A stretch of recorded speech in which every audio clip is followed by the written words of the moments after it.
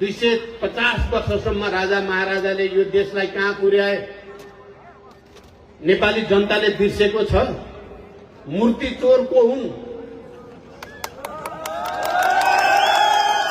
नेपालका ठुल्ठुला मूर्तिहरू चोरहरू अहिले राजा।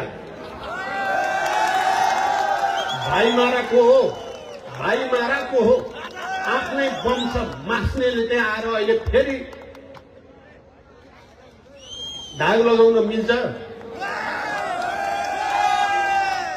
सुन तस्कर को हो? नेपाली जनताले बिर्सियो भन्न ठानेको। मैले पहिलोचोटि प्रधानमन्त्री हुँदा दरबार हत्याकाण्डको फेरि एकचोटि छानबिन गर्नुपर्ने छ भनेको थिए। मैले त्यति बेला 5 वर्ष शासन गर्न पाएको भए म फेरि एकचोटि छानबिन गरेर भाइमारा र राजद्रोही यिनीहरूलाई इतिहासको कठघरामा ठेगान लगाउने विचार थियो। अहिले यिनीहरू चुरीफुरी गरेका छन्। मैले तराईको जागरण अभियानमा भनेको थिएँ, धेरै चुरीफुरी नगरे हुन्छ। धेरै चुरीफुरी गर्यो भने धेरै मूर्खता पहिले पनि भइसकेका छ। अर्को मूर्खता गरे भने नेपाली जनता उदार हुँदैनन्। अब नेपालका राजनीतिक दल पनि उदार हुँदैनन् भनेको थिएँ मैले।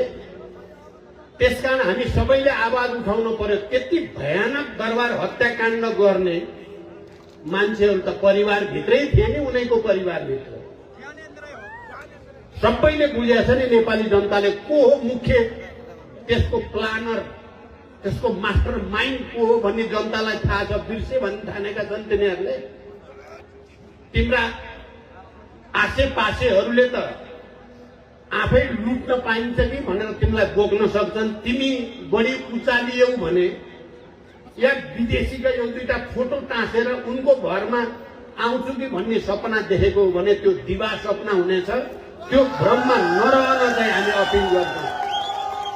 त्यसकारण हामी सबैले आवाज उठाउनु पर्नेछ। एकातिर हामीले अहिलेको सरकारको भ्रष्टाचारीहरूलाई बचाउने, बिचौलियाहरूको इच्छा अनुसार नियुक्तिहरू गर्ने, जनतालाई सताउने, राम्रो काम गर्ने जतिलाई सताउने, नराम्रो काम गर्ने जतिलाई पुरस्कार दिने अहिलेको सरकारको